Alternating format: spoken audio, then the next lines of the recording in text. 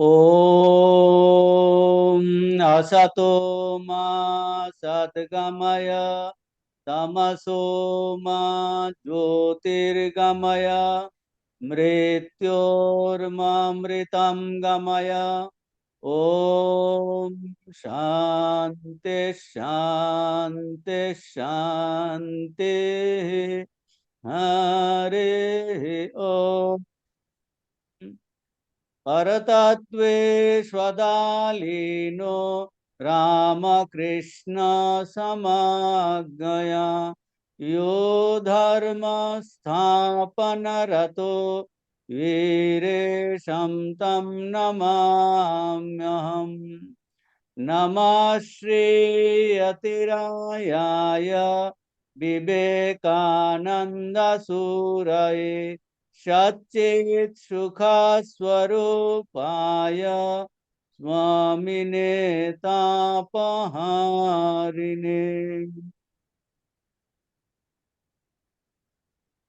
আমরা গীতার দ্বাদশ অধ্যায় চ্যান্টিং করছি প্রতি ক্লাসে প্রথমে।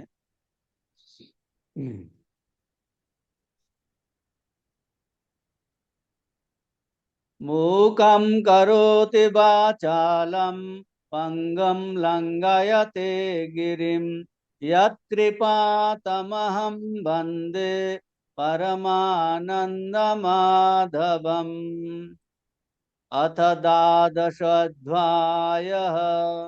अर्जुन उवाच एवं सततयुक्ताये भक्तास्त्वं पर्युपासते ये चाप्यक्षरमभक्तं तेषां के योगवित्तमाः। श्रीभगवानुवाच मय्यावेश्य मनो ये मां नित्ययुक्ता उपासते श्रद्धया परयोपेता ते मे युक्ततमा मताः। ये त्वक्षरमनिर्देश्यम् अव्यक्तं पर्युपासते सर्वत्रागम् अचिन्तं च कुटस्थम् अचलं ध्रुवम् संनियम्येन्द्रियग्रामं सर्वत्र समबुद्धयः ते प्राप्नुवन्ति मामेव सर्वभूतहिते रताः। क्लेशोऽधिकतरस्तेषाम् अव्यक्तासक्तचेतसम् अव्यक्ता हि गतिर्दुःखम् देहबद्भिरवाप्यते।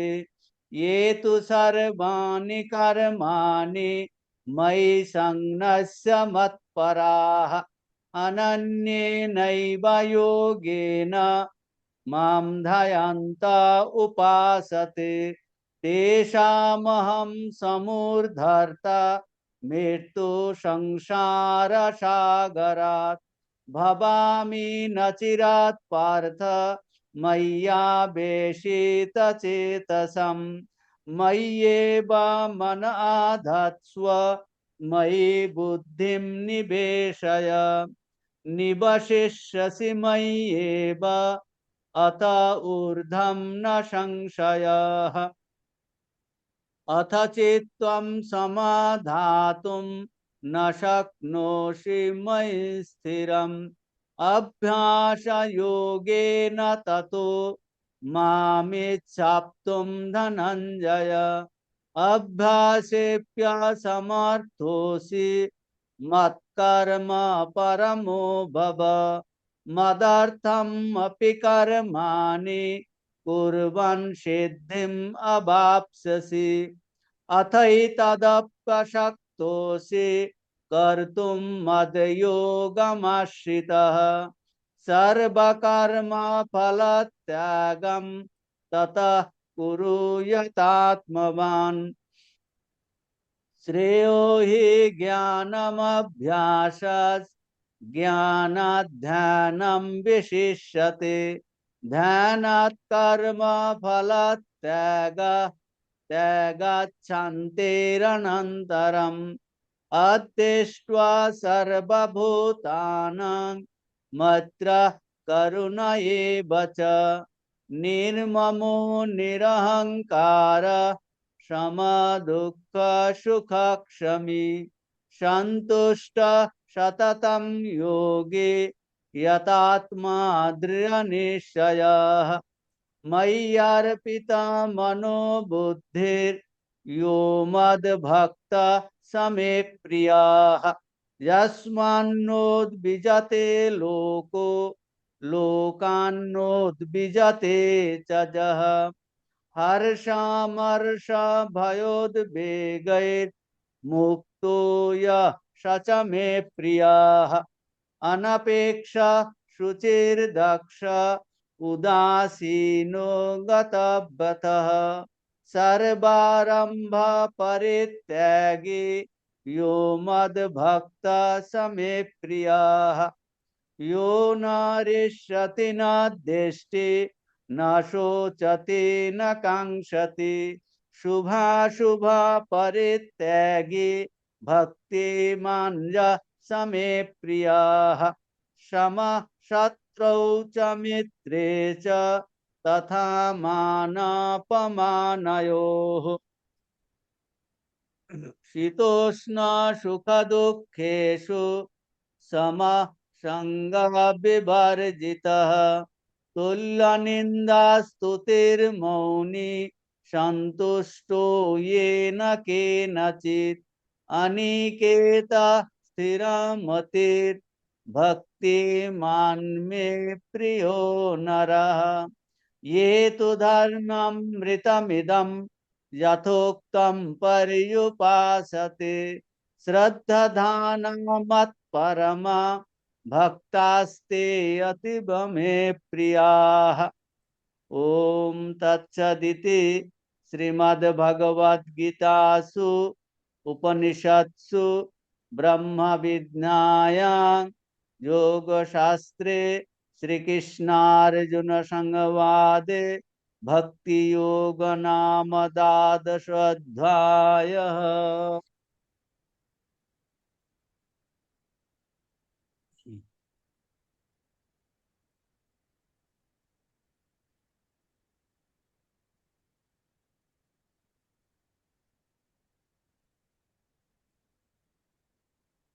তাহলে আমাদের আলোচ্য বিষয় হলো স্বামীজির ভক্তি রহস্য।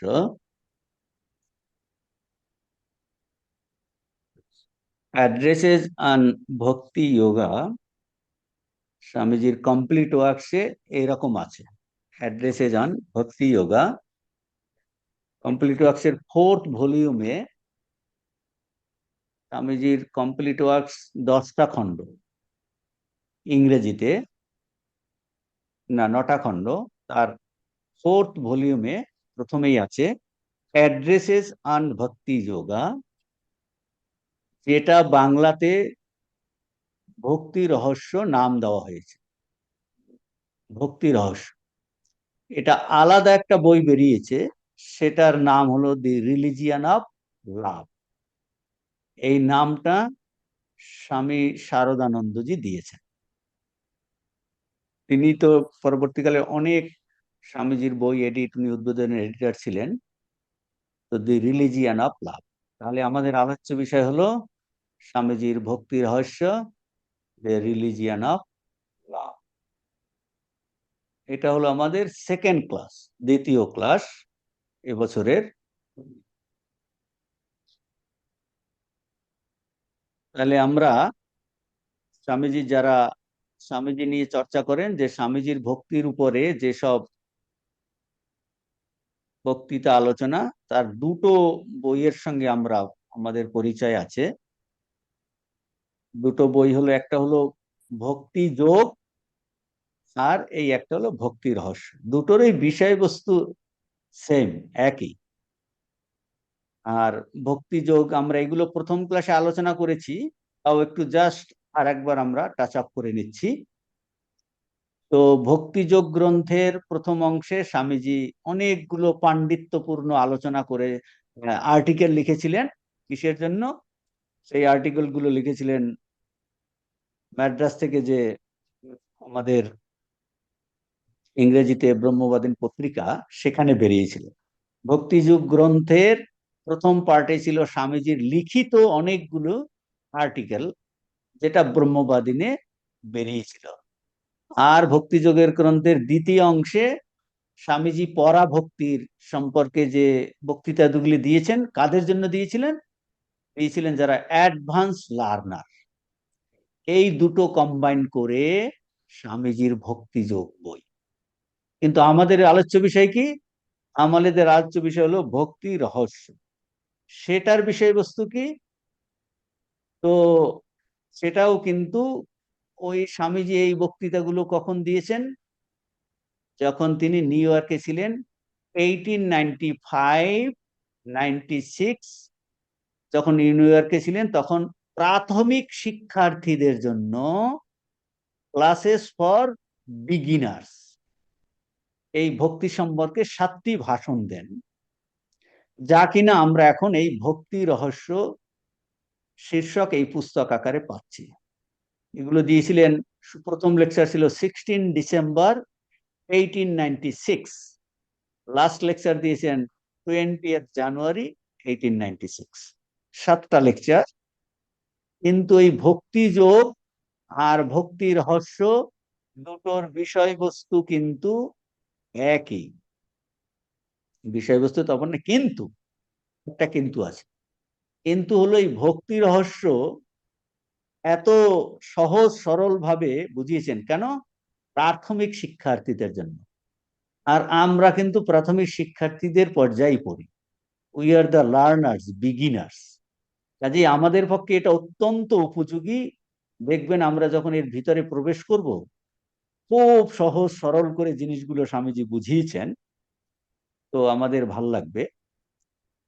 তো এইটা হলো ভক্তি রহস্য। ভক্তি রহস্য।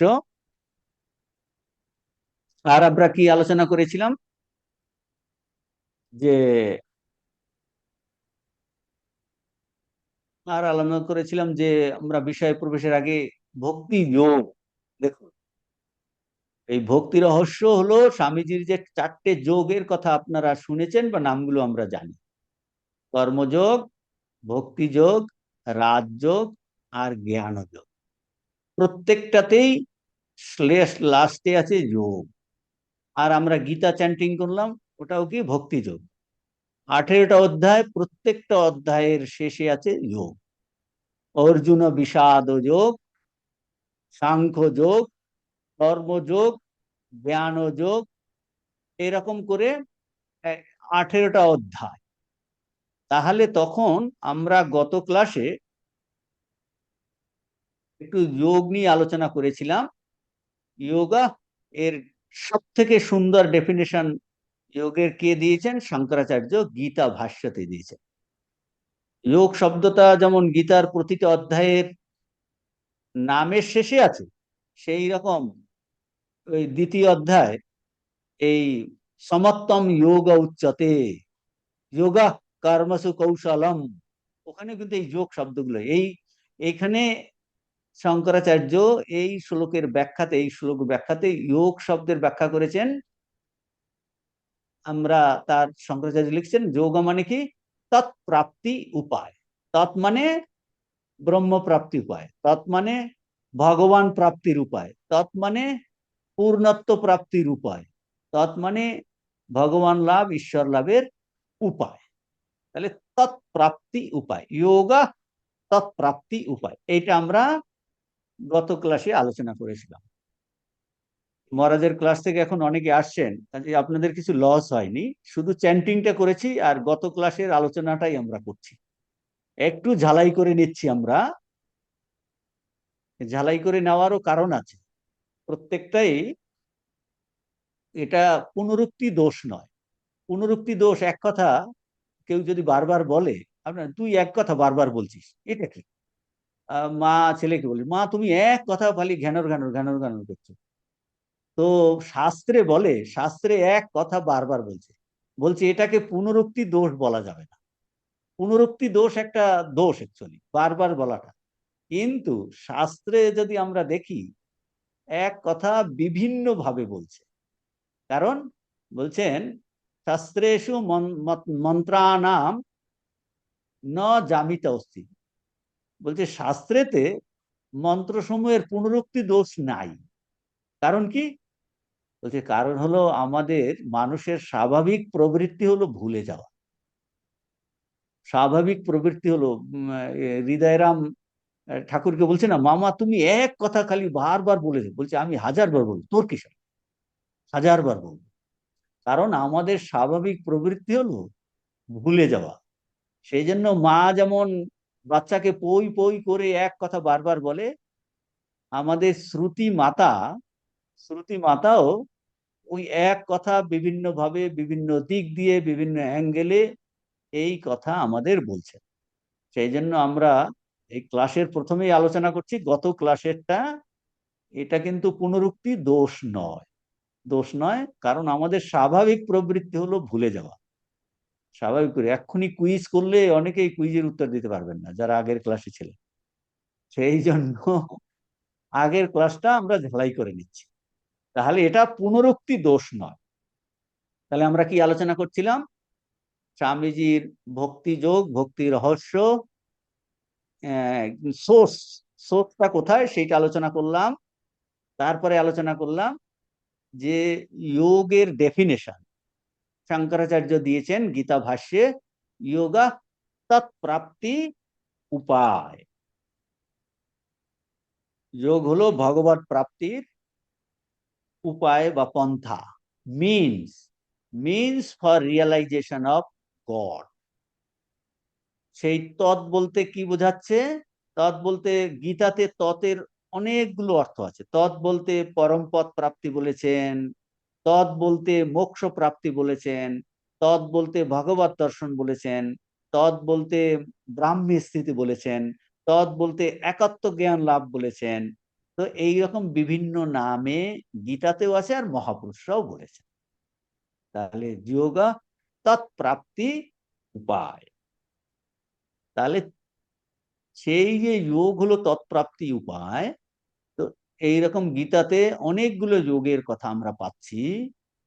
স্বামীজি আমাদের প্রবলেমটা জানেন, বলছে এত যুগ, এতগুলো গীতা, এত প্রসিদ্ধ শাস্ত্র, গীতা পড়লেই মরা যায়, এত যোগ, এটা কোনটা ফেলে কোনটা পড়বো বুঝতে পারছি না।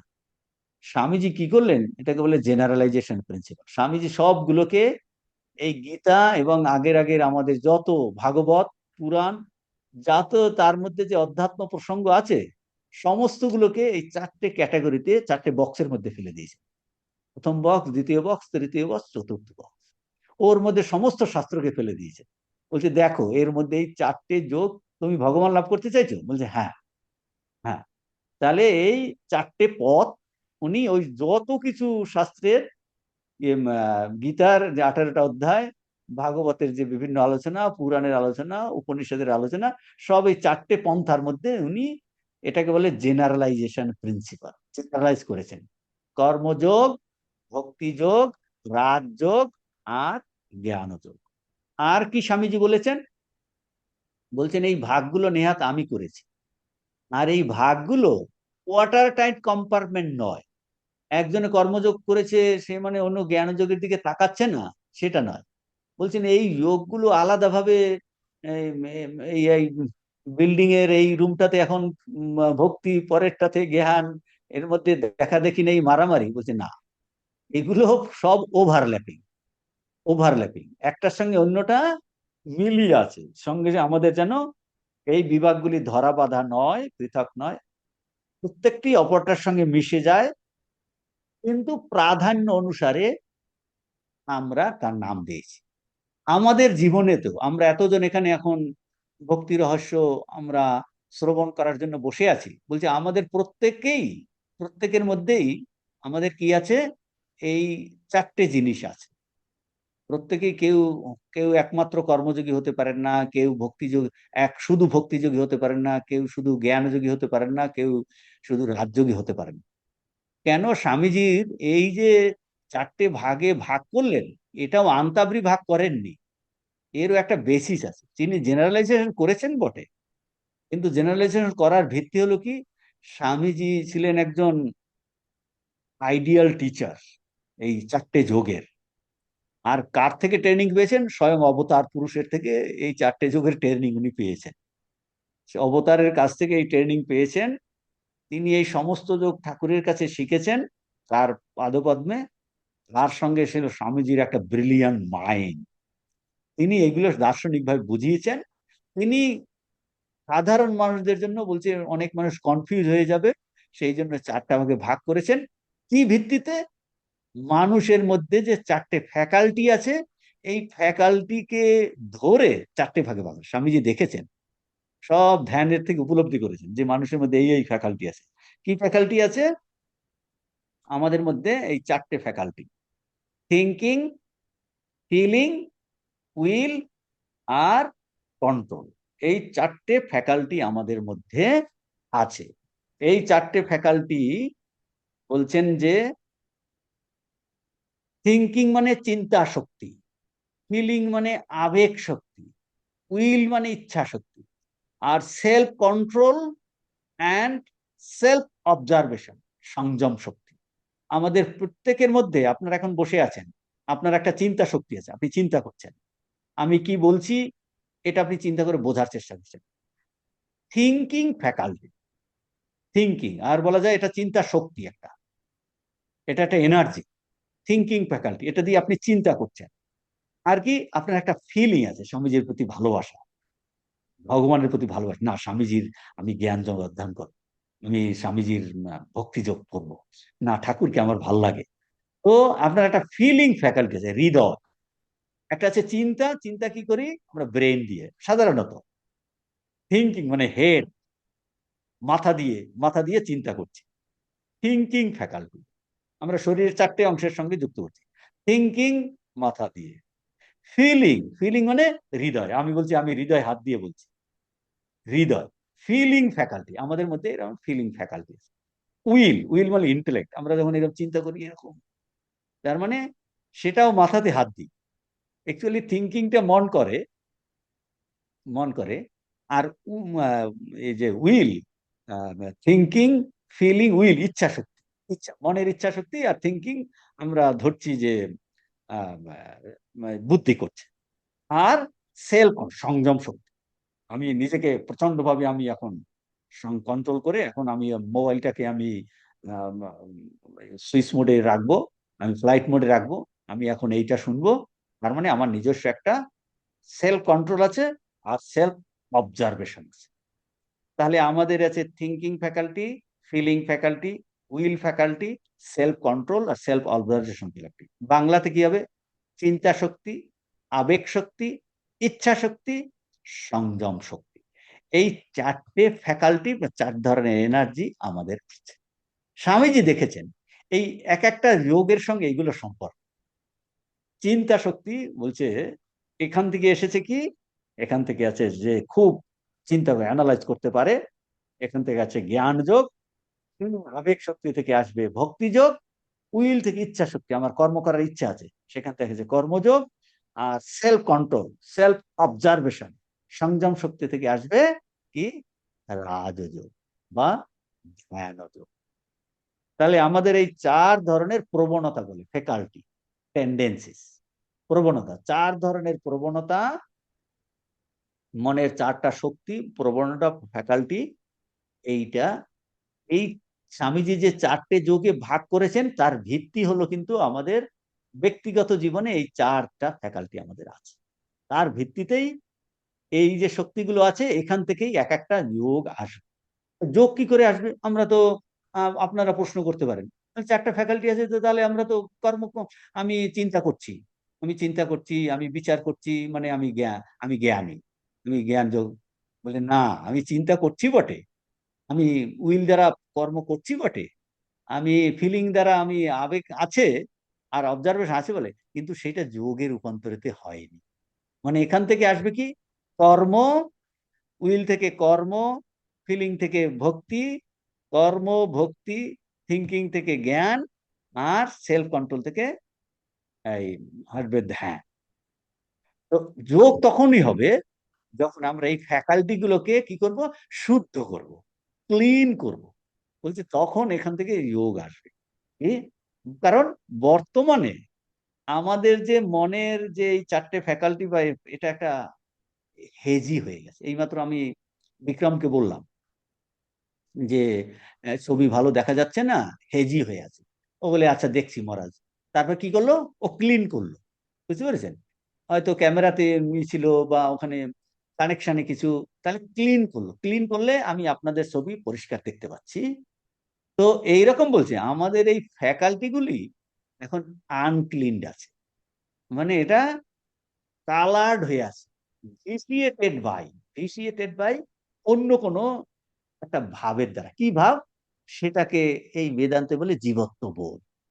জীবত্ববোধ মানে কি? জীবত্ববোধের কথা আমরা এখন যদি জীবত্ববোধ বলা হয়, কাকে বলে জীবত্ববোধ?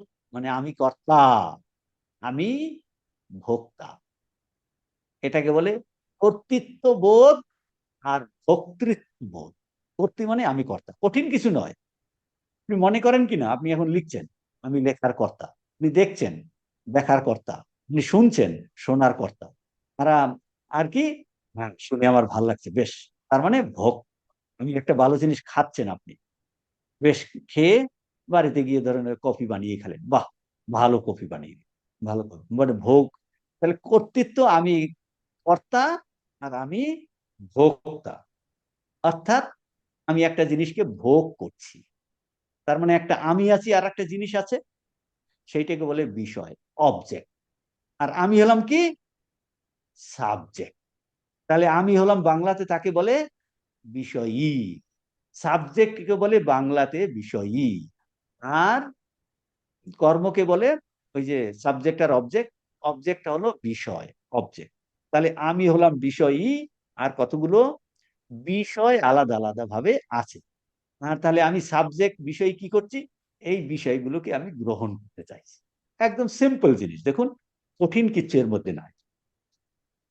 তাহলে আমাদের যে বর্তমান যে ফ্যাকাল্টি গুলো, সব ইচ্ছা, এই চিন্তা, ইচ্ছা, আবেগ, সংযম সবকিছু কি জীবত্ব বোধের দ্বারা পরিচালিত।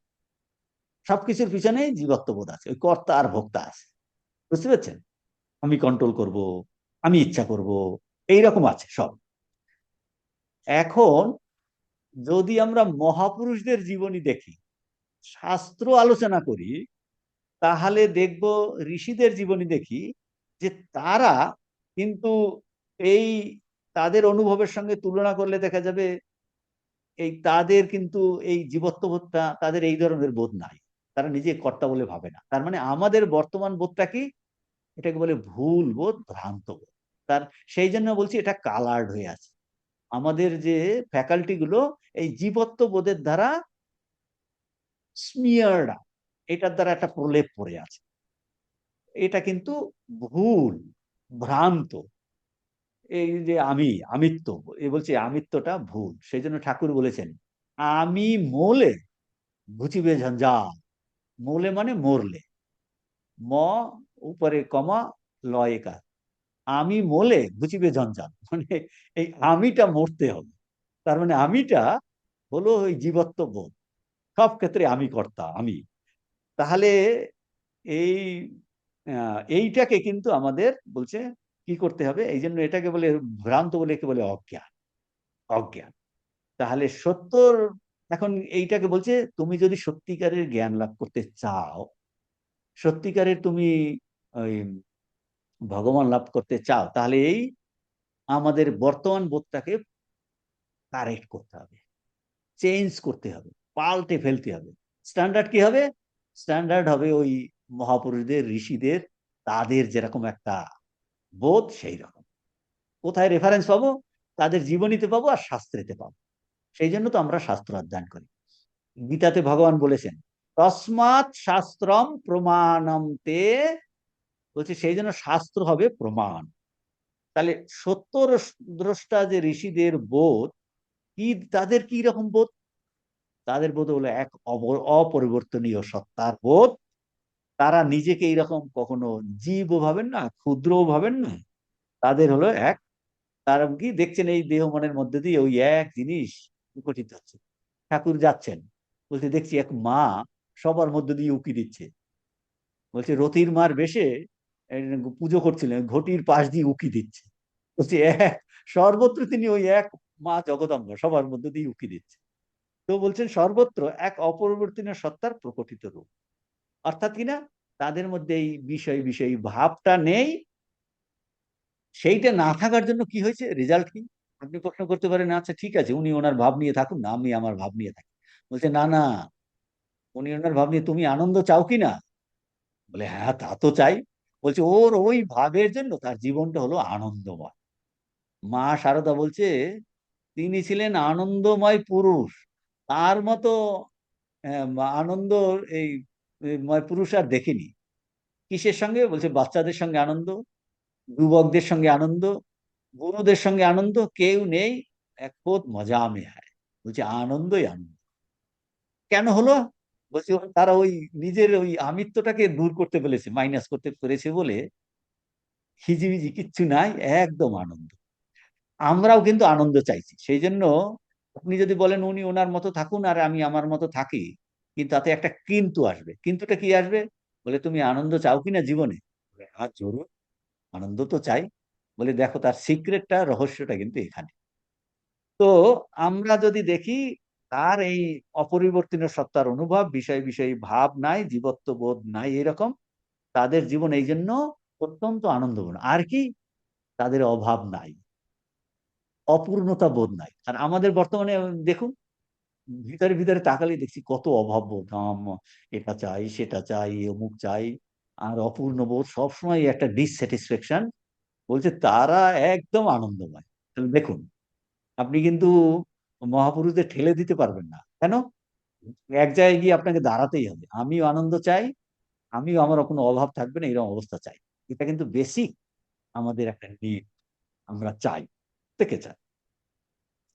তাহলে আমরা স্ট্যান্ডার্ড ধরলাম মহাপুরুষদের, স্ট্যান্ডার্ড ধরলাম অবতার পুরুষদের, স্ট্যান্ডার্ড ধরলাম শাস্ত্রকে। সেই অনুযায়ী দেখলাম আমাদের যে বর্তমান যে বোধটা, সেটা হলো ভ্রান্ত বোধ। এবং এই ভ্রান্ত বোধের জন্য আমাদের ওই যে চারটে ফ্যাকাল্টি আছে না, সেটা ওই ভ্রান্তি হয়ে আছে, স্মিয়ার্ড হয়ে আছে, ঠিক ঠিকভাবে তার স্বরূপটা আমরা বুঝতে পারছি না। এখন আমরা কি করতে চাইছি, আমরা যে বর্তমান আমাদের বোধ, সেই বোধকে, অর্থাৎ আমাদের সমস্ত ফ্যাকাল্টি গুলোকে কি করতে চাইছি, সংশোধন করতে চাইছি। বুঝতে পেরেছেন? উই ওয়ান্ট টু কারেক্ট, সংশোধন করতে চাইছি। সংশোধন করে কিরকম করব? ওই ঋষির বোধের মতো করতে চাইছি, মানে ঋষির অনুভবের ভিত্তিতে পাল্টাবো। মানে পাল্টাবো, তারও একটা তো স্ট্যান্ডার্ড দরকার। ওই যে ঠাকুরের যা বোধ, মায়ের যা বোধ, স্বামীজির যা বোধ, তাদের যে বোধটা, সেটা হলো স্ট্যান্ডার্ড বোধ। ঠিক ওইটাকে স্ট্যান্ডার্ড ধরে আমাদের বর্তমান যে বোধটাকে পাল্টে ফেলে ওই রকম আমি করতে চাইছি। ওই রকম করতে বলি, দ্যাট ইজ দ্য স্ট্যান্ডার্ড। ওই রকম করতে চাইছি, অর্থাৎ কিনা আমি পূর্ণত্ব লাভ করতে চাই, একাত্ম জ্ঞান লাভ করতে চাই, ভগবান লাভ করতে চাই। এইটা হবে ওই রকম বোধ আমার চাই। এখান থেকে এসেছে আমরা চারটে যোগ। তাহলে ভক্তি যোগ কখন হবে? যে পদ্ধতিতে এই যে ফ্যাকাল্টি গুলোকে এখন শুদ্ধ করতে চাইছি, তো শুদ্ধ করার একটা প্রসেস আছে কিনা? প্রসেস, আপনি যখন ফিজিক্স, কেমিস্ট্রি, বায়োলজি, আপনার প্রত্যেকটা সাবজেক্টের নিজস্ব একটা মেথড আছে।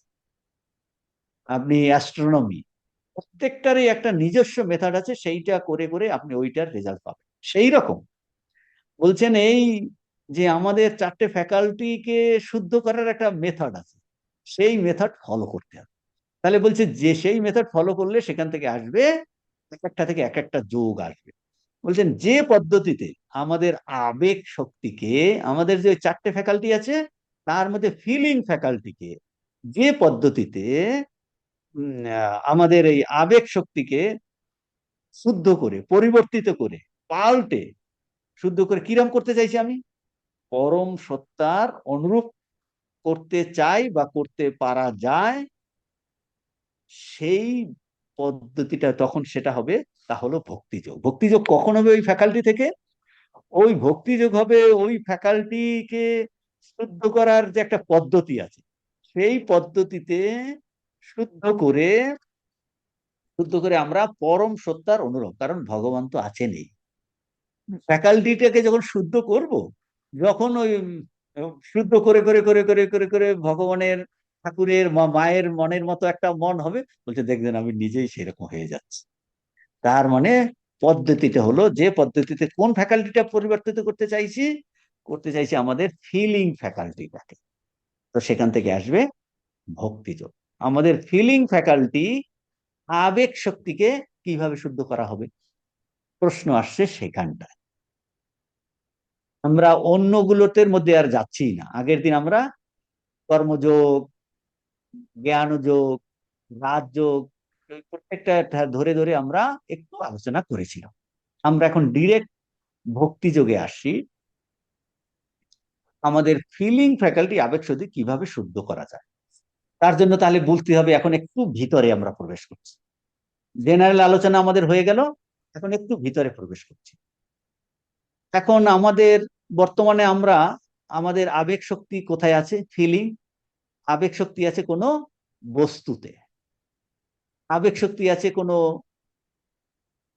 খাবার জিনিসে, কোনো শাড়িতে, কোনো বইয়ে, কোনো বিল্ডিং এ, কোনো গাড়িতে, কোনো জায়গাতে, আর কোনো ব্যক্তিতে। সে স্বামী হতে পারে, স্ত্রী হতে পারে, পুত্র হতে পারে, যে কেউ হতে পারে, যে কেউ হতে পারে। বলছেন যে কোনোটে, বলছে এখন তাহলে আমাদের এখন যে ফিলিং, ফিলিং হলো মানুষের প্রতি বা কোনো বস্তুতে আমাদের, আমরা আসক্ত, তার প্রতি আমাদের টান, টান আছে। এখন কি হয়েছে, যখন এই বস্তু আর কোনো ব্যক্তির প্রতি আমাদের আ- আসক্তি হচ্ছে, বর্তমানে আমাদের ফিলিং ফ্যাকাল্টি, তাতে কি হচ্ছে, তার ফলে আমাদের বন্ধন আর দুঃখটা বাড়ছে। একটু চিন্তা করলেই বুঝবেন। আপনি যদি একটা পার্টিকুলার মডেল আপনার চাই, এই সামান্য বাড়িতে আপনার ঘরে ছেলে মেয়েরা আবার আমার নূতন মডেল পেয়েছে সেটা চাই, আপনি কিছুতেই দেবেন না।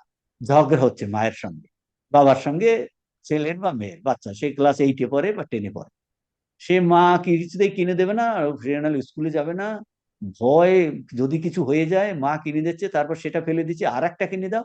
দেখুন, সংসারে জ্বালা বাড়ছে, দুঃখ বাড়ছে, মানে যে কোনো এইরকম বস্তু, অমুক মডেল চাই, অমুক জিনিস চাই, না পেলেই দুঃখ। বলছে এর থেকে কি হচ্ছে, আমাদের বর্তমানে বন্ধন আর দুঃখ হচ্ছে, এবং তার ফলে আমরা ভগবান বলে বস্তু থেকে দূরে সরে যাচ্ছি।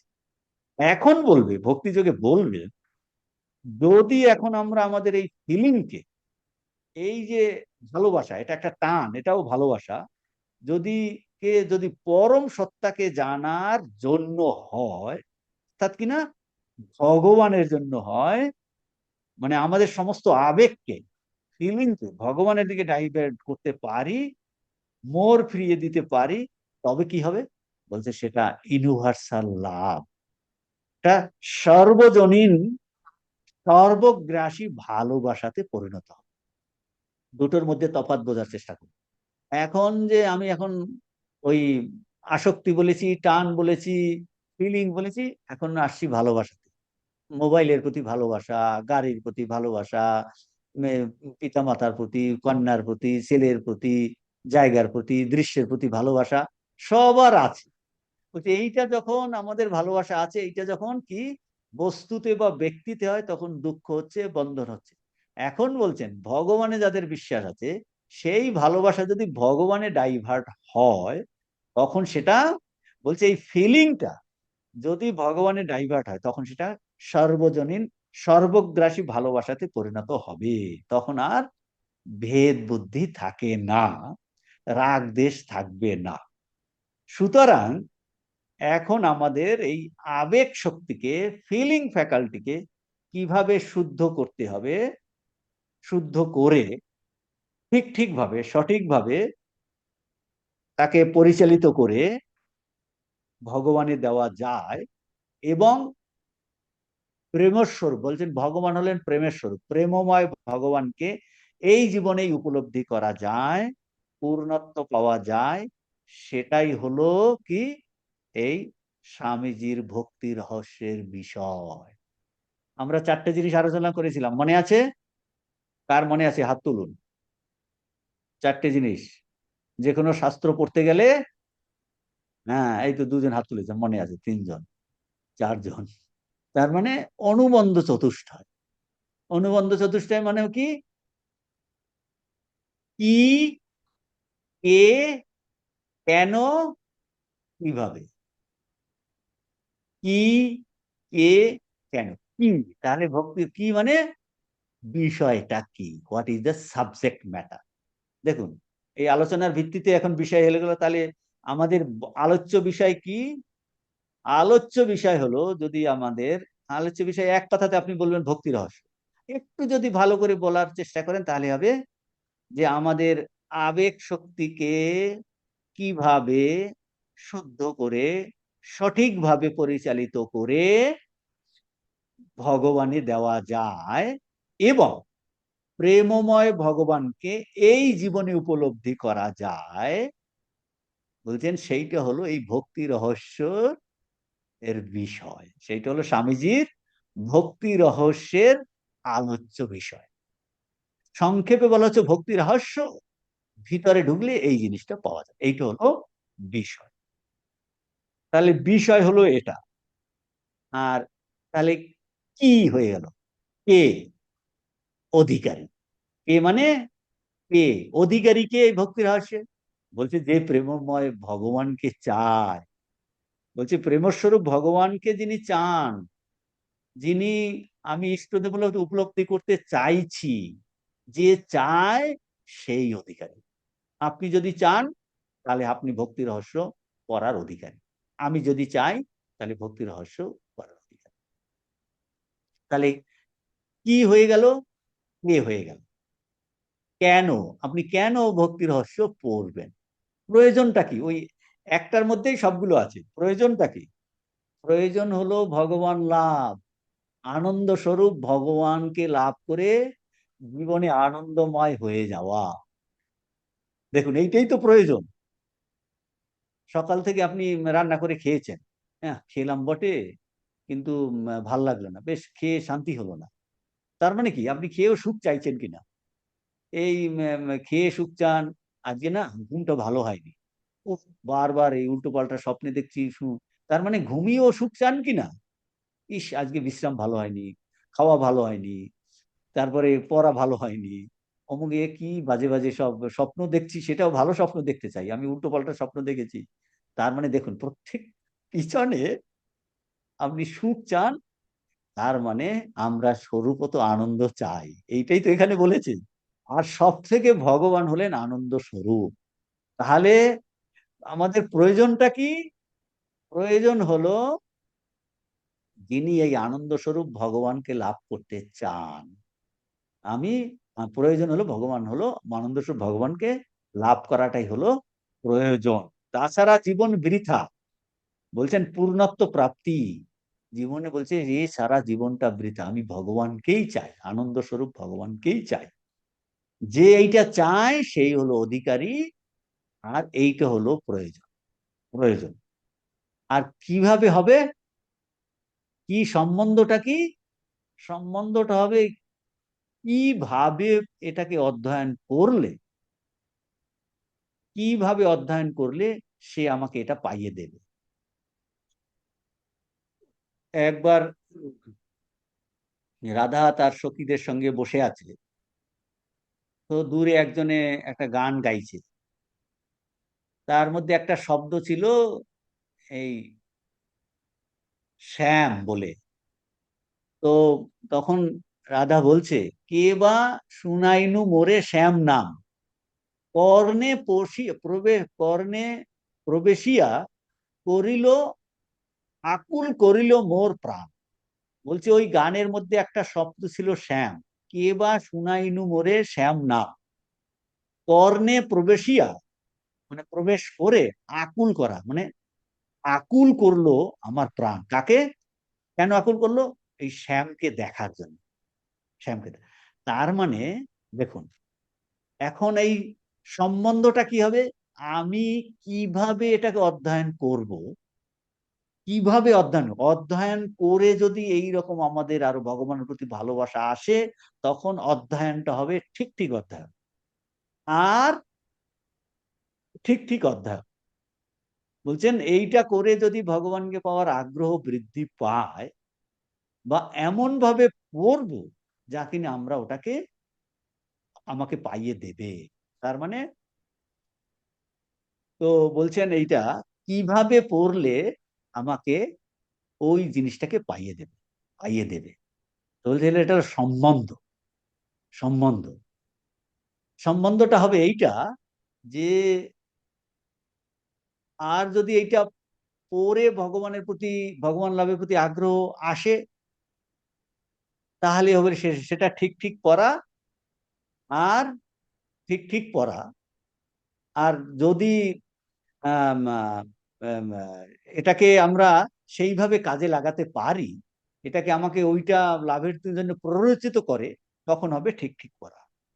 প্ররোচিত করে, তাহলে এটার দ্বারা বোঝা যাচ্ছে যে এটাকে বলে বৌদ্ধ বোধক ভাব। স্বামীজির তো একটা আছে, এইটা পড়ে আমরা বুঝতে পারবো আমাদের কোথায় ভুল ত্রুটি আছে। সেইটা ভুল ত্রুটিগুলো শুধরে নিলেই আমাদের ভিতরে এইরকম ফিলিং জেনারেট করবে। এই ভক্তি রহস্য গ্রন্থ, এটাকে বলে বোধক, সে আমাকে এই ভগবানকে বোধ করিয়ে দিতে সাহায্য করবে, বোধ করে দিতে সাহায্য করবে।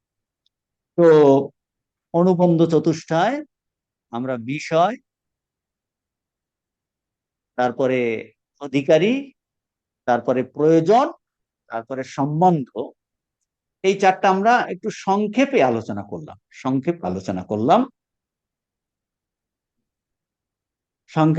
করলাম। তারপর আমরা প্রবেশ করেছিলাম স্বামীজির এই টেক্সট বইয়ের মধ্যে। ইংরেজি বই আপনাদের কাছে আছে কিনা জানি না। দি অ্যাড্রেস অ্যান্ড ভক্তিযোগা, ভক্তির religion of love, the preparation preparation. তো কারো কাছে ইংরেজি বই আছে? হাত তুলুন। একজন নেই, ইংরেজি বই নেই, বাংলা বই আছে সবার কাছে, ঠিক আছে। এখন আমরা ভক্তি রহস্যের মধ্যে প্রবেশ করছি। ভক্তি রহস্যে যে বিষয়ে স্বামীজি প্রথমে আলোচনা করছেন সেটা হলো ভক্তির সাধন, preparation, preparatory discipline. Preparatory discipline, ইংরেজিতে প্রিপারেটরি ডিসিপ্লিন। তার মানে এই গত ক্লাসে আমরা আলোচনা করেছিলাম, এই যে নামকরণ, দি প্রিপারেশন, এই নামকরণ নির্দেশ করছে কি, ভগবানের প্রতি ভালোবাসাটাকে জেনারেট করার জন্য, ভগবানের প্রতি হৃদয়ে ভালোবাসা ফিল করার জন্য। আমরা এখন আমাদের ফিলিং আছে, কিন্তু ভগবানের জন্য ফিল করার জন্য, ভগবানের জন্য টান অনুভব করার জন্য বলছেন আমাদের একটু প্রস্তুতি দরকার। সেই জন্য স্বামীজি প্রথম প্রিপারেশন, আমরা যেহেতু বিগিনার্স, সেই জন্য এদের জন্য প্রিপারেশন, স্বামীজির প্রিপারেশনের কথা বলছে। তো যেহেতু আমরা বেশিরভাগই প্রাথমিক শিক্ষার্থী, অথচ প্রাথমিক শিক্ষার্থীর মধ্যেও একটা অথচ আছে কি, আমরা প্রাথমিক শিক্ষার্থী হতে পারি, কিন্তু আমাদের ইচ্ছা কি, আমাদের আগ্রহ কি, আমরা ঈশ্বরকে ভালোবাসি, ঠাকুরকে ভালোবাসি, মাকে যাতে আরো ভালোবাসতে পারি, তার জন্য সান্নিধ্য অনুভব করি, এইরকম আমাদের একটা ইচ্ছা বা আগ্রহ আছে। অর্থাৎ আমাদের ইচ্ছা আগ্রহ যে ঈশ্বরকে ভালোবাসি, তাতে আমাদের ভক্তি হোক, আমরা যেন ঈশ্বরের প্রতি টান অনুভব করি। ঠাকুরের প্রার্থনা, আমায় ভক্তি জ্ঞান দাও, ভক্তি দাও। নরেনকে গিয়ে একটা মা কালীর কাছে পাঠালো না, যা মায়ের কাছ থেকে চেয়ে নে, কিন্তু ও গিয়ে কাকু মায়ের কালীর কাছে কি চাইলো, বলছে জ্ঞান দাও, ভক্তি দাও, ত্যাগ দাও, বৈরাগ্য দাও। সেই জন্য বলছেন আমাদেরও এরকম ইচ্ছা, যাতে ঈশ্বরকে ভালোবাসি, তাদের ভক্তি হোক, বিশ্বাস হোক, টান অনুভব। এখন বলছেন এই যে টান অনুভব করার জন্য আমাদের জানতে হবে কিভাবে নিজেকে তৈরি করতে হবে, কিভাবে তৈরি করতে হবে যাতে আমাদের মনে ঈশ্বরের প্রতি টান বা ঈশ্বরের প্রতি ভক্তি বা ঈশ্বরের প্রতি ভালোবাসা জাগ্রত হয়। কেন সেটা বলছেন? এই জন্য এটা বলা হচ্ছে, কারণ বর্তমানে আমাদের যে টান, যে ভালোবাসা, যে ভক্তি, সেটা কিসের প্রতি আছে? নিজের দেহের প্রতি খুব ভক্তি আছে, বুঝতে পারছেন? এটাও একটা ভক্তি, দেহের প্রতি ভালোবাসা। দেহ আর দেহর সম্বন্ধে যা কিছু আছে, আত্মীয় স্বজন বস্তু, তার প্রতি আমাদের টান, তার প্রতি আমাদের আবেগ, তার প্রতি আমাদের ভালোবাসা, তার প্রতি খুব যে ভক্তি, ব্যাপারটা কি, খুব যে ভক্তি। ভূতেশ আনন্দজি, ভূতেশ আনন্দজি তো আপনারা অনেকে হয়তো দেখেছেন, প্রণাম হতো যে ভক্তরাও, আমরা তো রোজ সকালে সারদা পীঠ থেকে প্রণাম করতে যেতাম, মহারাজের ব্রেকফাস্টের পরেই প্রণাম হতো, আর ভক্তরা বিকালে হতো। তো একজন ভক্ত খুব একদম ভক্তি করে, খুব করে অনেকক্ষণ ধরে প্রণাম করছে।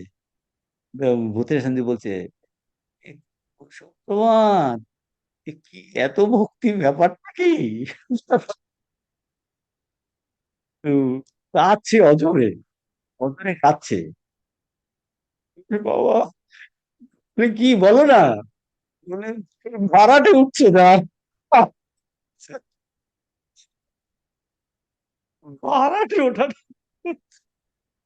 তো বলছে এত ভক্তি, এটা ভক্তি, কিন্তু গুরুকে ভক্তি করে প্রণাম করছে।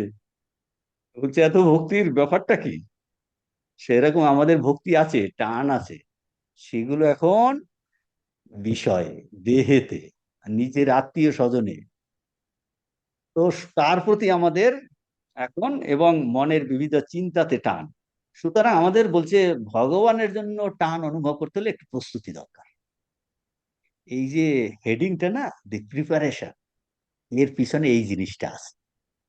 মানে প্রিপারেশন কি, ভক্তির কথা বললেই হলো। বলে, না না, ভক্তি না, ভগবানের জন্য টান অনুভবের জন্য প্রিপারেশন করতে হবে, প্রিপারেশন দরকার। তো সেইটা স্বামীজি বলবেন। এখন এইটা বলতে গিয়ে, এই প্রিপারেশনটা বুঝাতে গিয়ে স্বামীজি বিষ্ণু পুরাণ থেকে করতেছেন, বিষ্ণু পুরাণ থেকে করতেছেন। স্বামীজি ইংরেজিতে বলছেন, the best definition given by Bhakti Yoga. এই দেখুন, এখানে ভক্তি যোগ শব্দটা ইউজ করেছেন স্বামীজি। ভক্তি রহস্য, দি best definition given by bhakti yoga is perhaps embodied in the verses. তো সেটা কি, মে দ্যাট লাভ, যা আপনাদের কাছে ইংরেজি বই নেই, আমরা বাংলায় আলোচনা করছি। তো স্বামীজি বিষ্ণু পুরাণ থেকে ভক্ত প্রহ্লাদের এই একটি উক্তি, মানে শ্লোক উদ্ধৃত করে বোঝাচ্ছেন। বুঝিয়ে স্বামীজি বলছেন যে স্বামীজি ভক্তির সর্বোৎকৃষ্ট সংজ্ঞা বলে মনে করছেন এইটা। সেইটা স্বামীজি প্রথমে দিয়েছেন, স্বামীজি প্রথমে। তো আমরা গত ক্লাসে তো এই পর্যন্ত এসে তখন আমরা কি আলোচনা করলাম, আমরা চলে গেছিলাম ভক্ত প্রহ্লাদের কাহিনী। খুব ইন্টারেস্টিং কাহিনী। আমরা সেই স্বামীজি প্রহ্লাদ নিয়ে যে ক্যালিফোর্নিয়াতে লেকচার দিয়েছিলেন, তাকে অবলম্বন করে আমরা লাস্ট পর্যন্ত গিয়ে বললাম যে, আমরা দেখলাম যে, আমরা অল্প বিস্তর কাহিনী আশা করি আপনাদের মনে আছে। প্রহ্লাদ সর্বত্র ভিতরে বাইরে কি সেই হরিকে দেখতেন, ভিতরে বাইরে। আহ, তিনি স্বয়ং নারায়ণ নৃসিংহ রূপ ধরে এই হিরণ্যকশিপুকে বধ করেন, আর প্রহ্লাদকে বর দিতে চেয়েছেন, তাই তো। যে তুমি আমার অত্যন্ত নিষ্কাম ভক্তি দেখে বলছে, তুমি আমার সব থেকে প্রিয় ভক্ত, আমি তোমার ভক্তি থেকে খুশি হয়েছি, তুমি আমার থেকে বর চেয়ে নাও। ও বলছে, না, আমাকে আর প্রলোভন দেখাবেন না, আপনার দর্শন পেয়েছি, আমার আর তো এই জগতে আর কিচ্ছু চাওয়ার নেই, এই জগতে পরজগতে আপনার দর্শন পেয়েছি। বলছেন, হ্যাঁ, আমি তোমার নিষ্কাম ভক্তি থেকে খুবই প্রীত হয়েছি, কিন্তু আমার দর্শন বৃথা যাবে না, তুমি কিছু একটা চেয়ে না। তখন যে সত্যিকারের ভক্ত, মানে প্রহ্লাদ, দেখুন শ্রেষ্ঠ ভক্ত প্রহ্লাদ, সে কি চাইবেন, শ্রেষ্ঠ বলো, আর কি চাইবেন, অথচ ভগবান বলছেন যে তোমাকে একটা চাইতে হবে, ভগবান বর দিতে চান। তো প্রহ্লাদ আর কি বর চাইবেন, ভগবান ছাড়া তার আর তো কিছু চাইবার নাই, কিন্তু তিনি নৃসিংহ ভগবান তো তাকে বর দিতে চান। তখন ভগবান, ভগবান বলছি, তখন প্রহ্লাদ এই প্রার্থনা করছে। That became the best definition of ভক্তি অ্যাকর্ডিং টু স্বামীজি। সেইটা প্রথমেই উল্লেখ করছে। সেটার মধ্যে অনেক জিনিস আছে। ইয়া প্রীতি অবিবেকানাং বিষয়েষু অনাপায়িনী त्वाम अनुस्मरता सामे हृदयात्मा अपसर्पतु या प्रीतिर विवेकानाम, एक्चुअली जा प्रीति अविवेकानाम, या প্রীতি অবিবেকানাম, ভাঙলে এরকম হবে, যা প্রীতি বিসর্গ হবে, অবিবেকানাং, তারপরে সে বিষয় এসু পাইনি, বিষয় এটাকে সন্ধি ভাঙলে হবে এইরকম, যারা বিদ্যাসাগর পড়েছেন সন্ধি, এখানে বিষয় এসু অনপাইনি, তারপর হবে ত্বাম অনুস্মরত সামে হৃদয়াত মা অপসর্পতু। এর অর্থ কি? অর্থ দেখুন নিচেই আছে, বিবেকহীন ব্যক্তিগণের ইন্দ্রিয়ভোগ্য বিষয় সমূহে, ইন্দ্রিয়ভোগ্য বিষয় সমূহের প্রতি যেরূপ প্রগাঢ় প্রীতি, ইয়া প্রীতি, ওই দেখুন প্রীতি, প্রগাঢ় প্রীতি, প্রহ্লাদ বলছেন হে প্রভু তোমার জন্য বেকুল আমার হৃদয়ে থেকে সেইরূপ প্রীতি যেন কখনো দূর না হয়। ও ওইটাকে দিয়েছি উদাহরণ হিসেবে নিয়েছি, বুঝতে পারছেন তো? বিবেকহীন ব্যক্তিগণের ইন্দ্রিয়ভোগ্য বিষয় সমূহের প্রতি যে প্রগাঢ় প্রীতি, হে প্রভু তোমার জন্য বেকুল, আমি তোমার জন্য বেকুল, আমি তোমার জন্য বেকুল, আমার হৃদয় থেকে সেইরূপ প্রীতি বা টান যেন কখনো দূর না হয়, এইটা বললেন প্রহ্লাদ। তো এই শ্লোক এখানটাতে প্রথমেই স্বামীজি দিয়েছেন প্রিপারেশনের। তাহলে এই প্রহ্লাদের এই উক্তি থেকে আমরা কি বুঝতে পারলাম? এই থেকে একটা জিনিস পরিষ্কার বোঝা যাচ্ছে, কয়েকটা জিনিস পরিষ্কার বোঝা যাচ্ছে। কি বোঝা যাচ্ছে? ভালোবাসা বা প্রীতি একটা সার্বজনীন সত্য, ইউনিভার্সাল ট্রুথ। দেখুন এর থেকে আপনি জিনিস বার করুন, কি কি জিনিস আমরা পাচ্ছি, কি কি জিনিসে পাচ্ছি। এই ভালোবাসা বা প্রীতি একটা ইউনিভার্সাল ট্রুথ, সবার হৃদয়ে, প্রত্যেকের হৃদয়ে ভালোবাসার শক্তি আছে। ওই যে চারটে ফ্যাকাল্টি, ফিলিং ফ্যাকাল্টি, ভালোবাসার শক্তি সবার হৃদয়ে আছে। আমার আপনার মনুষ্য জাতির, পশু জাতির, পতঙ্গ জাতির সমস্ত হৃদয়ে কিন্তু এটা ইউনিভার্সাল ট্রুথ, আমরা কাউকে বাদ দিতে পারবো না, ইউনিভার্সাল ট্রুথ বলছেন। তো এটার থেকে বলছেন যে সবার হৃদয়ে ভালোবাসার শক্তি আছে, নিষ্ঠুর ব্যক্তির হৃদয়েও ভালোবাসা আছে, বুঝতে পারছেন? নিষ্ঠুর ব্যক্তির হৃদয়ের মধ্যেও কিন্তু এই ভালোবাসা আছে, এমনকি সমস্ত পশু পাখি কীট পতঙ্গের মধ্যে আছে। সেই জন্য স্বামীজি এটাকে বলেছেন সার্বভৌম মহাব্রত, প্রেম ভালোবাসা বলবো সার্বভৌম মহাব্রত, প্রেম সবার হৃদয়ে আছে। বোঝা গেল একটা, এইটার মধ্যে বলে যা প্রীতি নিষ্ঠুর মানুষের মধ্যে আছে, সেটাকে আরো এক্সটেন্ড করে আমরা কি বললাম, সমস্ত পশুকুল, সমস্ত প্রাণী কীট পতঙ্গ সবার মধ্যেই ভালোবাসা আছে। একটা তার সন্তানকে কিভাবে ভালোবাসে, তার জন্য খাবার নিয়ে আসে, দেখুন না, পায়রা সব খাবার বাচ্চার জন্য নিয়ে আসে, কুকুর বিড়াল সব, বলতে সবার মধ্যেই রীতি ভালোবাসা আছে। কিন্তু বর্তমান কি অবস্থাতে আছে মানুষের ক্ষেত্রেই আমরা ধরি, বর্তমান বলছেন এই অবিবেকীর ক্ষেত্রেই যদি ধরি, বিবেকী আর অবিবেকী ভাগ করে নিলাম, অবিবেকী মানুষের ক্ষেত্রে ওই প্রীতি কিসের প্রতি আছে? বিষয়বস্তুতে বা নিজ রক্তের সম্পর্কে বা আত্মীয় স্বজনে তীব্র আসক্তি রূপে প্রকাশ পাচ্ছে।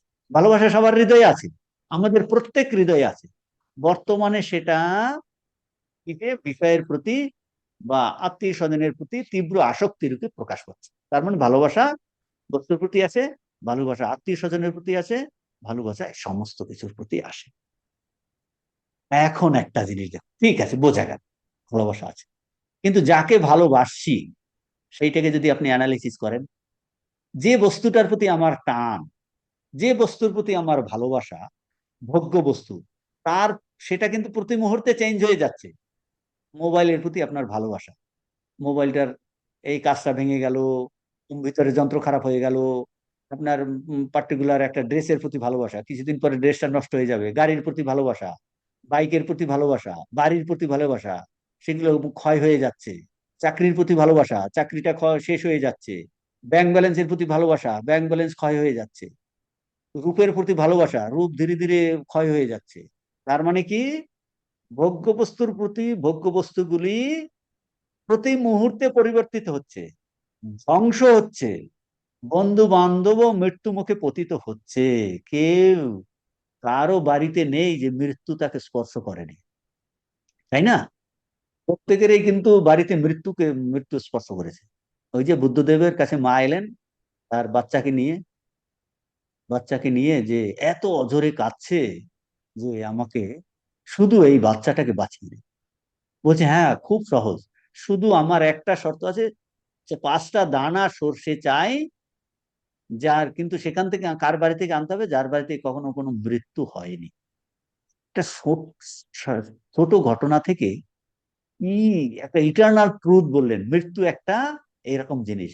ও বলে হ্যাঁ আমি এক্ষুনি নিয়ে আসছি, কিন্তু কিন্তু পেলেন না, প্রত্যেকের বাড়িতেই দেখছে মৃত্যু। তো আমরা যে যাকে ভালোবাসি, মা তার শিশুকে ভালোবাসে, বলছে সেও তো তার মা বুঝে গেলেন যেটা একটা ইউনিভার্সাল ট্রুথ।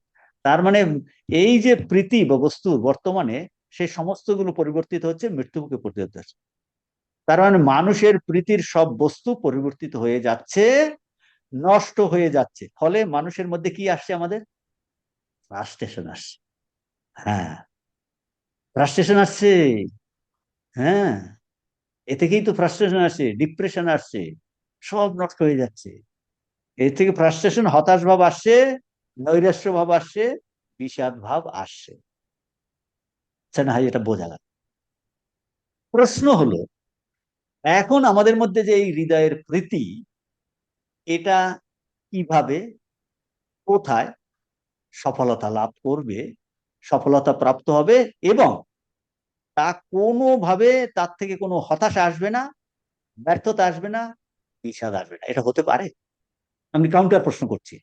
স্বামীজি এইগুলো এখানটায় আলোচনা করেছেন, আগে আলোচনা আমরা করে নিচ্ছি, তারপর দেখবেন এটা পড়লে আপনি চট করে এর অর্থ বুঝতে পারবেন।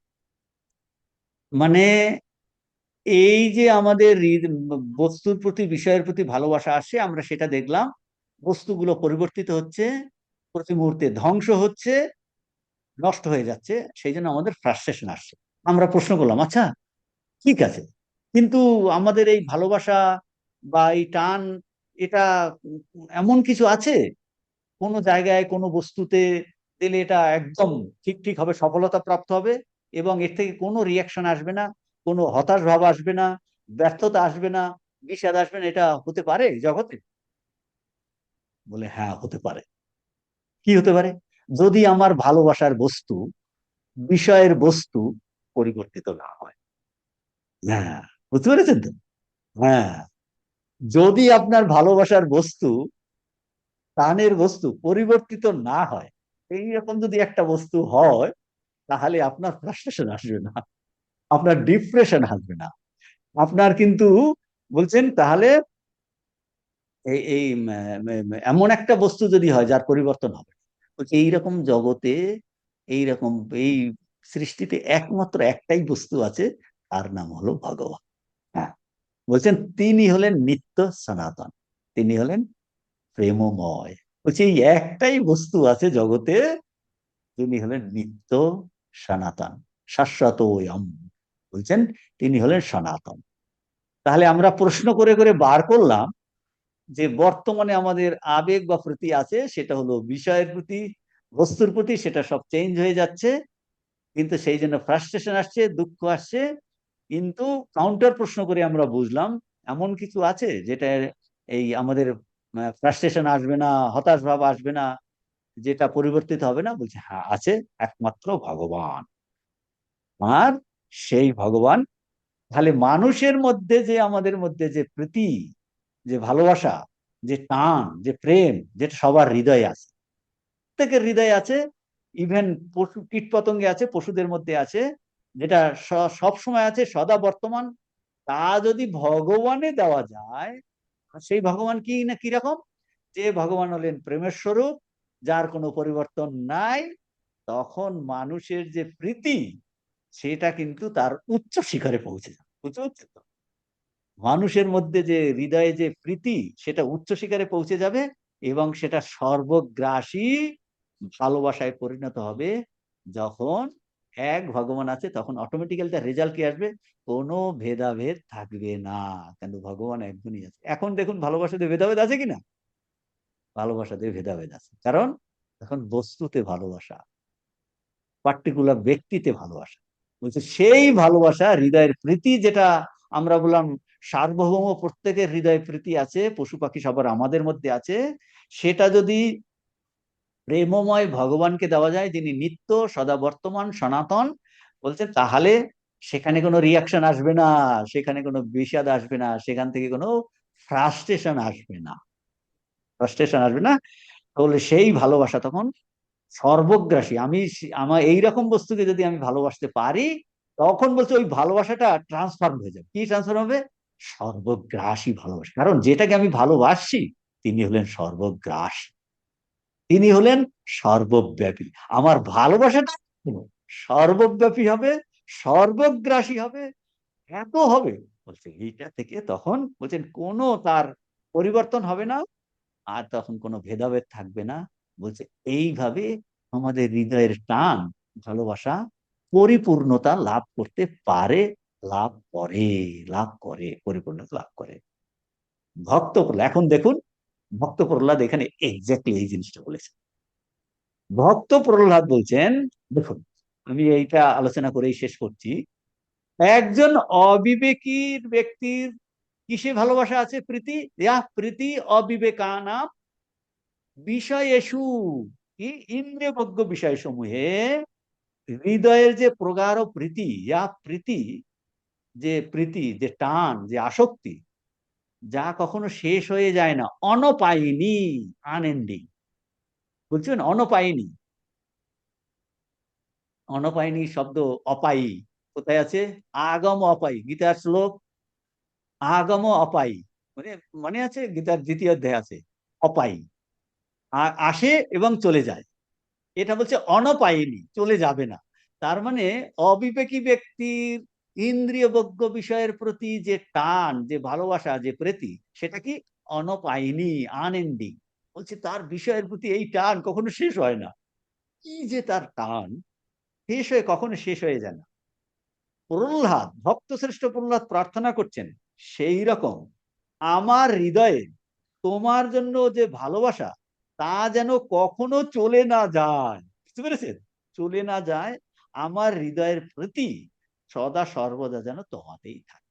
ওই উদাহরণটা দিয়ে এইটা বলছে। ও অবিবেকীদের যেমন বিষয়বজ্ঞের প্রতি তাদের টান শেষ হয় না, আমারও যেন তোমার প্রতি যে ভালোবাসা, যে টান, সেটা যেন সর্বদা তোমাতে থাকে, কখনো শেষ হয় না। কারণ কারণটা কি? প্রহ্লাদ কেন এইটা প্রার্থনা করলো? কারণ প্রহ্লাদ জানেন যে ভগবানই একমাত্র নিত্য বস্তু, তিনি প্রেমের স্বরূপ, অনন্ত আনন্দের উৎস। রসো বৈস, রসো হি লব্ধা আনন্দী ভবতি, আনন্দী ভবতি। বলছেন ভগবান হলো, একজনে বলছে ভগবান হলো নিরস, তিনি ভক্তি রস দিয়ে তুমি রসালো করো। ঠাকুর বলছেন, বলে দেখো, বলছে ওই বলছে না, আমাদের কি এক গোয়াল ঘোড়া আছে, বলছে এক গোয়াল ঘোড়া আছে, এখানে গোয়ালও নাই আর ঘোড়াও নাই। বলছেন তিনি উপনিষদের ঋষিরা বলেছেন রস বৈশা, তিনি হলেন রসস্বরূপ, প্রেমের স্বরূপ, আর তাকে কিনা বলে নিরস। তাহলে বলছেন প্রহ্লাদ জানেন ভগবানই একমাত্র নিত্য বস্তু, প্রেমের স্বরূপ, অনন্ত আনন্দের উৎস, রস বৈশা। প্রহ্লাদ যে প্রহ্লাদ ভগবান যখন বললেন নারায়ণ তুমি তুমি আমার কাছে এই বর চাও, ভগবান বললেন দাঁড়ান প্রহ্লাদ, দাঁড়ান দাঁড়ান, আমি একটা ভক্তির ডেফিনেশন দিচ্ছি। বললেন না না, প্রহ্লাদ ভক্তির ডেফিনেশন ভগবানকে শোনাচ্ছে না, প্রহ্লাদ এমন বর প্রার্থনা করছে that has become the best definition of ভক্তি। বুঝতে পেরেছেন? প্রহ্লাদ যে ভক্তির ডেফিনেশন দিচ্ছে তা নয়, কিন্তু স্বামীজি বলছে this is the best definition of ভক্তি। এগুলো রহস্যগুলো বুঝতে হবে। তাহলে বলে আরে প্রহ্লাদের ডেফিনেশনটা বলো তো। বলে না না, প্রহ্লাদ ভক্তির ডেফিনেশন দেননি। প্রহ্লাদ এই বর প্রার্থনা করেছেন, it has become the best definition of ভক্তি। যে এমন বর চেয়েছেন যা কিনা ভক্তির সর্বশ্রেষ্ঠ সংজ্ঞা হয়ে দাঁড়িয়েছে, যেটা কিনা স্বামীজি উল্লেখ করছেন। যারা মানে এটার অর্থ দাঁড়ালো যারা উচ্চতর কিছু জানে না, এই দেখুন, তার মানে যারা বিষয় ছাড়া উচ্চতর কিছু জানে না, ইন্দ্রিয়ভোগ্য বিষয়, টাকা কড়ি বেশভূষা স্বামী স্ত্রী পুত্র বন্ধু বান্ধব সম্পত্তিতে তাদের দারুণ প্রীতি, কি প্রচন্ড আসক্তি বলছেন। তাই সেটা দেখে ভক্তরাজ প্রহ্লাদ বলছেন, ওই শ্লোকে বলছেন, আমি তোমার প্রতি ওইরকম অনুরক্ত হব, প্রাণের সঙ্গে তোমাকে ভালোবাসবো, যেটার কখনো শেষ হবে না। This is the best definition of ভক্তি। আমরা এই ডেফিনেশন এসে এরপরে আমরা ধীরে ধীরে এর ভিতরে প্রবেশ করব, প্রবেশ করব। আজকে তাহলে এই পর্যন্ত, ঠিক আছে। কোনো প্রশ্ন?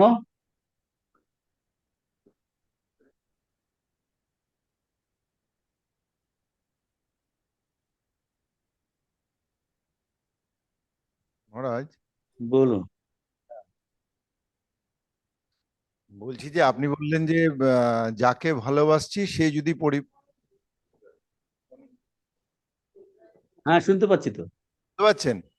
হ্যাঁ, বলছি আপনি বললেন যাকে ভালোবাসছি সে যদি পরিবর্তিত না হয় তাহলেই সেটা অ্যাবসলিউট ভালোবাসা হবে। হ্যাঁ, যে আমরা যেগুলোকে ভালোবাসি সব চেঞ্জ হয়ে যাচ্ছে, তো সেই জন্য ফ্রাস্ট্রেশন আসছে। এখন প্রশ্ন হচ্ছে, এমন কিছু আছে যে আমি ভালোবাসবো অথচ সেই ভালোবাসার বস্তু পরিবর্তিত হবে না? আচ্ছা, এইবার আমার প্রশ্ন হলো, আমি তো পরিবর্তিত হয়ে যাচ্ছি, তাহলে কি আমার ভালোবাসাটা কি অ্যাঙ্গেল অফ চেঞ্জ হচ্ছে? আমি আর পরিবর্তিত হয়ে যাচ্ছি। হ্যাঁ, সেই জায়গাটা কে? হ্যাঁ, আমার দেহ মন চিন্তা এগুলো তো পরিবর্তিত হয়ে যাচ্ছে, ঠিকই। এখন এইটাকে উম, এখন আমরা বর্তমান অবস্থাতে আমাদের এগুলো পরিবর্তন হচ্ছে। পরিবর্তনের মধ্যেও আমরা কি করতে চাইছি? আমরা এই পরিবর্তনের মধ্যে নিজের, আমরা বলছি আমার আগের চিন্তা পরিবর্তিত হয়ে আমরা সবসময় হায়ার হায়ার জিনিসে যেতে চাইছি কিনা, যে আমার মন পরিবর্তিত হচ্ছে, আমার দেহ পরিবর্তিত হচ্ছে, আমাদের বুদ্ধি পরিবর্তিত হচ্ছে, তাহলে আমার মধ্যে এমন একটা কিছু আছে কিনা যেটা পরিবর্তিত হচ্ছে না, সেটা আমরা আমরা সার্চ করছি কিনা। দ্যাট ইজ দা আমাদের আমাদের সমস্ত ইসের উদ্দেশ্যই তো সেটা। আর হ্যাঁ। আর মানে কি এটা বোঝাচ্ছে যে আলটিমেট আমি আমার আ- আত্মা সবচেয়ে বেশি ভালো? হ্যাঁ, ভগবানকে তো আমার মধ্যেই পাবো, বোধহয় অপরিবর্তিত বস্তু আমার মধ্যেই আছে। প্রণাম মহারাজ, একটা প্রশ্ন হলো, আপনি যেটা বললেন যে আমরা বস্তুকে ভালোবাসি এবং সেটা ক্ষয় হয় বলে আমাদের দুঃখ হতাশা বাড়ে, যেমন হ্যাঁ, মোবাইল উদাহরণ দেওয়া হলো। কিন্তু ভগবানকে যে ভালোবাসবো, ভগবানকে তো পাবোই না কোনোদিন। সেটা ভগবানের কে বলবে? আমাদের তাহলে পক্ষে ভগবান বলে, সেইটাই তো বলবে। এই যে আপনি ভগবান। বললেন না, আপনি আপনার আপনার ই থেকেই আমি বলছি। আপনি যে বলছেন না ভগবানকে কোনোদিন পাবোই না, এক নম্বরে হলো পাবো না কি করে বললেন? ভগবান লক্ষ লক্ষ লোক পেয়েছে, তো তারা বলছে হ্যাঁ আমি পেয়েছি। শ্রীন্নান্তু বিশ্বে অমৃতস্য পুত্রা, আপনার প্রথম প্রশ্নের উত্তর দিয়ে দিলাম। দ্বিতীয়, বলছেন এইরকম যে আমাদের মনোভাব আসতে পারে, সেইটার জন্য প্রিপারেশন। এই যে ভগবানকে পাবোই না, এইটা যে যে মনের প্রবৃত্তি, যে ফিলিং, সেইটাকে ঘষে মেজে এমন একটা ফিলিং আসবে যেটাতে বলবে না আমি ভগবানকে পাবো। সেই জন্য স্বামীজি প্রিপারেটরি ডিসিপ্লিন গুলো প্রথমে আলোচনা করবে, যাতে এই প্রশ্নটা আপনার আর কখনো আসবে না। বুঝতে পারছেন কিনা? আচ্ছা মহারাজ, এটা সবার রিকোয়েস্ট, ইংরাজি বইটা যদি ইউনিভার্সিটি থেকে পেয়ে যায়। হুম, আচ্ছা, ঠিক আছে, আমি বলতে পারি। আজকে তাহলে শেষ করছি এখানে। হ্যাঁ, মহারাজ বলুন। বলুন, ভক্তি শুদ্ধ হয়, ভক্তি যে শুদ্ধ হবে কি করে, মানে প্রাইমারি লেভেলটা কি? ভক্তি যে আস্তে আস্তে শুদ্ধ হবে, এইটাই তো আমরা এখন অধ্যয়ন করতে যাচ্ছি, প্রাইমারি লেভেল। সেটাই একটু জানতে বললেন না, ভক্তি হ্যাঁ, শুদ্ধ হবে আস্তে আস্তে। সেটা তো ভক্তি রহস্য রোজ ক্লাস করতে হবে, মাঝে মাঝে ফাঁকি দিলে হবে না, অনেকদিন আমি ফাঁকি দেব। হ্যাঁ, সেই জন্য মাঝে মাঝে তো দেখতে পাই না, আমি খেয়াল রাখি কোন ফেজ আসে কি আসে না। একদিন একদিনে জেনে গেলে হয়ে গেল। তো এই হলো। ঠিক আছে তাহলে, ঠিক আছে।